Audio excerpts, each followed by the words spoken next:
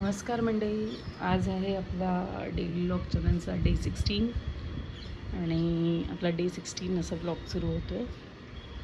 आणि आज पाऊस बऱ्यापैकी उघडलेला आहे.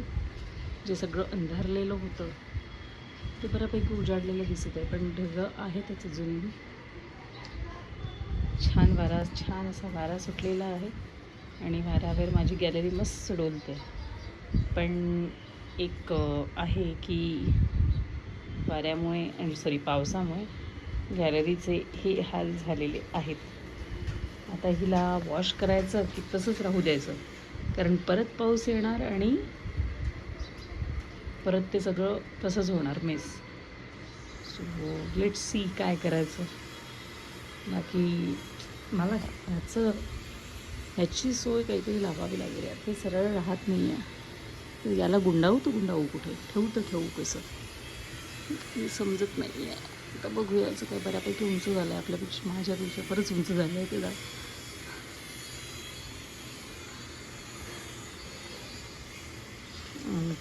आणि मी तुम्हाला या मनी प्लांटची गोष्ट सांगू का. माझी गॅलरी जवळपास 3 वर्षापासून मी सेट केलेली आहे. म्हणजे मॅक्झिमम झाडं माझ्या गॅलरीतली 3 वर्षापासून आहेत. पण ह्या 3 वर्षापासून मी हे मनी प्लांट पण लावायचा बराच प्रयत्न करत होते. पण माझ्याकडचं मनी प्लांट होतच नव्हतं, म्हणजे जगायचंच नाही. आणलेले मनी प्लांटची वेल कापून आणलेली ती नेहमी तुटून जायची किंवा सुकून जायची, किंवा म्हणजे मुळं तिचे येत नव्हते, रूट्स पकडत नव्हते. तर मग फायनली पप्पांकडनं एक ऑलरेडी लावलेलं पप्पांकडून मला एक कुंडीत लावून दिले मनी प्लांट. ते आणलं, बऱ्यापैकी जगू दिलं 8-10 दिवस. 8-10 दिवसातनं त्याच्यातली एक वेल कापली, ती दुसऱ्या कुंडीत लावली आणि लक बाय चान्स ती जगली. मग मी ह्या दोन्ही कुंड्या घेतल्या आणि दोन्ही कुंड्या मी म्हणजे जी एक कट करून लावलेली आणि पप्पांनी दिलेली वेल, अशा मी 2 कुंड्यांमध्ये वेगवेगळं केलं. मग त्याच्यासोबत मी आमच्या काकू आहेत मामाच्या घरासमोर घर, जे त्या दातेरी काकू आहेत, त्यांच्याकडनं पण वेल आणली. ती त्या मनी प्लांट सोबत लावली. तर ह्या पावसाळ्यात एकमेकांच्या सोबतीनं म्हणा किंवा आणखीन काही, माझ्याकडची मनी प्लांट फायनली जगलेली आहे. यात तुम्हाला दिसेल, कारण आता पावसाने सगळी झाडं, सगळ्या प्लांट्सवर जरा माती जमलेली आहे. असं छान जगलेलं आहे माझी बाल्कनी. खरंच आहे, पण जेव्हा ही ग्रीनरी ॲड होते, हे एक प्रकारचं लाईफ आहे आपल्याकडचं. सोबत आपल्याला लाईफ ॲड होते आपल्या ह्याच्यात. आपल्या लाईफ म्हणजे आपल्या घरात पण एक लाईफ ॲडेड असते. 2 जे काही माझे हे होते स्नेक प्लांट्स, ते मी इकडे घरात ठेवलेले आहेत. एक इथं आणि एक त्या कोपऱ्यात तिथे ठेवलेलं आहे. आता हे सगळं पेंट होईल. आता महालक्ष्म्यांच्या आधी, म्हणजे गौरी गणपतीच्या आधी सगळं पेंट होणार आणि घर नवा क्लीन दिसणार. Later that same evening. मामाकडे गाईस चिकन खायला या.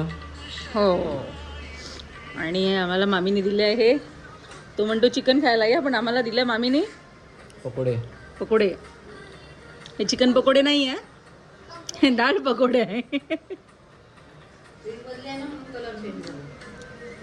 हा, तर ते मग आणि नाही, तेल गरम असेल ना. तेल गरम होतं म्हणून पहिले ते कलर. हो का.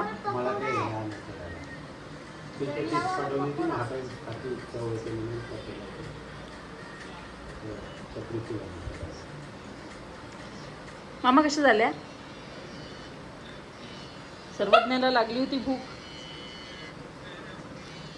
आणि म्हणून सर्वज्ञ मागत होता मामीला वरण भात, पण वरण भात काही भेटला नाही आहे ना सर्वज्ञ. ओ सर्वज्ञ साहेब,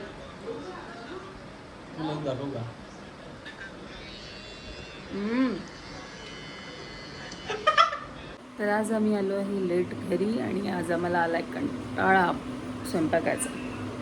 आणि श्रीचंही म्हणणं असं आहे की मम्मा खूप काही हेवी नको.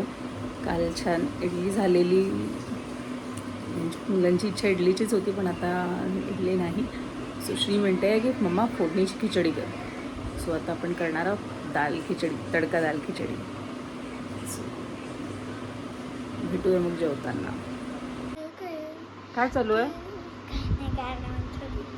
अच्छा, मी काय म्हटलं, तुला मी काहीतरी होमवर्क दिला होता सोनम वांगचूक सरांबद्दल. दिला का कम्प्लीट? हो. बघितलं व्हिडिओ? खरंच की सांग मग काय सांगतो. तेच रिपीट नको करशील जे त्या दिवशी सांगितलं तू. अरे त्याच्यानं अजून काय नाही, अजून भरपूर काही आहे खरंच. ठीक आहे, आता तुझी एक्झाम सुरू आहे. एक्झाम झाली की मग कर आणि मग मला सांग. ठीक आहे? ठीक आहे, चलेगा? बरं, आजचा पेपर कसा गेला? प्रोटेस्ट संपला ना. आजचा पेपर कसा गेला? ठीक-ठाक. ठीक-ठाक. येस. ठीक आहे. कारण की आज EVSचा पेपर होता. EVS आहे, EW. उद्या हिंदीचा पेपर आहे, तर हिंदी ठीक आहे. छान, चालेल, ठीक आहे. मग आता तू म्हटल्याप्रमाणे आपण आता करू फोडणीची खिचडी. हो ना, तुला आवडते ना? आणि माझ्या दादाचा पण प्रॉब्लेम आहे. मला मी पोळी जास्त म्हणजे खात नाही. अच्छा. म्हणजे आता मला खायची नाही पोळी. अरे मी नका मामीकडे दाल फ्राय घेतला खायला. दाल फ्राय म्हणजे फोडणीचं वरण, पालक टाकलेलं, म्हणजे पालक वरण होतं. ते मी घेतलं. सोबत ती नाही का दही मिरची म्हणतात, ती होती फ्राय केलेली. मी जसंच खाल्लं, त्याच्यात जो सावरचा कोणता आहे ना, माझ्या म्हणजे कोपरा. हां असा म्हणजे राहतो. Tip point tip point tip tip. जी राहते ना, ती इथे खूप जोरात अशी लागली दाताला. झोंबलं होतं पूर्ण. मग मी सोडलं आणि इकडून खाल्ला. अच्छा, ठीक आहे. आणि काय? आणि जर मी इकडून खाते ना, तर मी माहिती कशी खाते, म्हणजे मी बरोबर चावत नाही. म्हणजे दात एकमेकांना लागूच नाही. या इकडून खावते ना बरोबर. छान, ठीक. आम्हाला डेंटिस्टकडे जावं लागेल. दातामध्ये कॅव्हिटी. Dental cavities. आपण आज करतोय फोडणीची खिचडी. त्यासाठी मी घेतले थोडे एक ग्लास तांदूळ आणि त्यात टाकते थोडी मिक्स डाळ.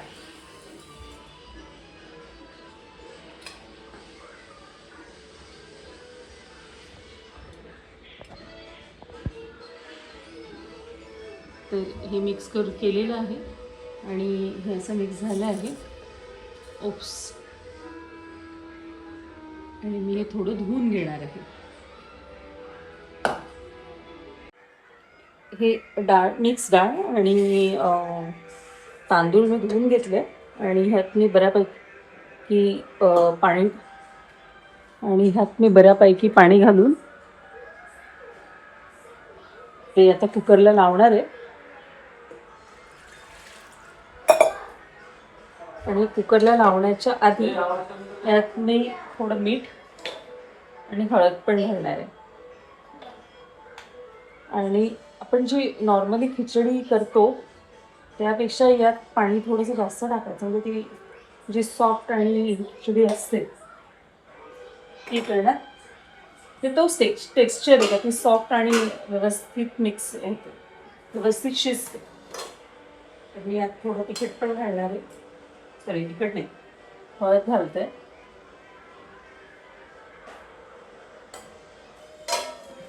आणि आम्ही अशीच ही खिचडी लावत नसतो कुकरला, तर ही वरून एक प्लेट झाकून कुकर लावून घेतो आणि ही खिचडी मी आता गॅसला मांडते.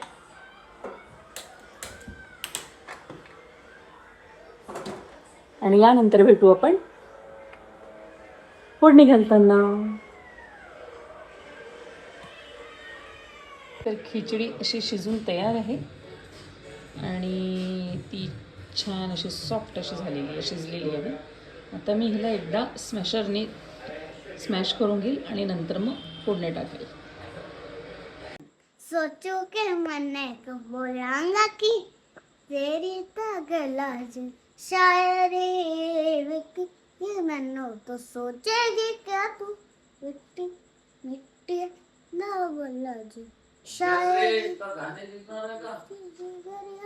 तुझको यार दिल में आसे लगाए सारे तो दिल में खोल तेरे पन्नू वाला तो सुन तो कितने जे तुमको सोने दोनों दोनों में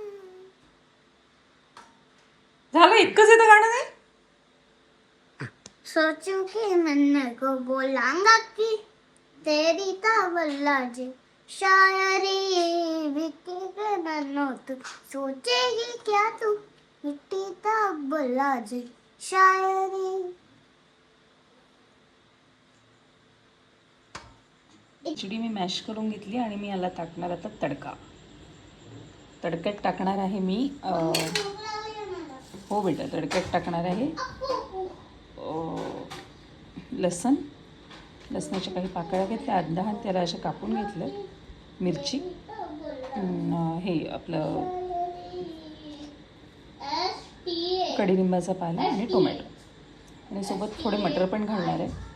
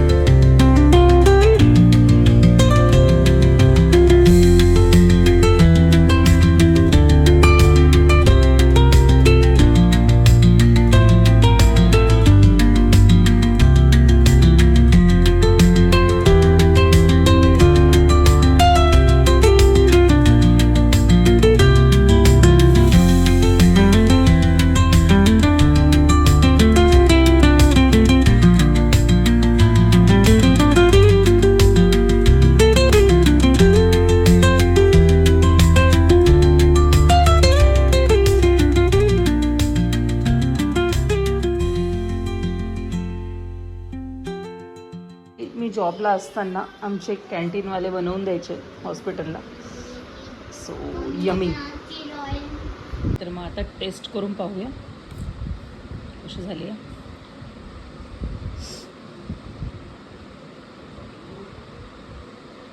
वाव, छान. म्हणजे तब्येत खराब असली किंवा कधी काही चेंज म्हणून अशी मॅगी नाही, सॉरी, अशी खिचडी यम्मी, खूप छान.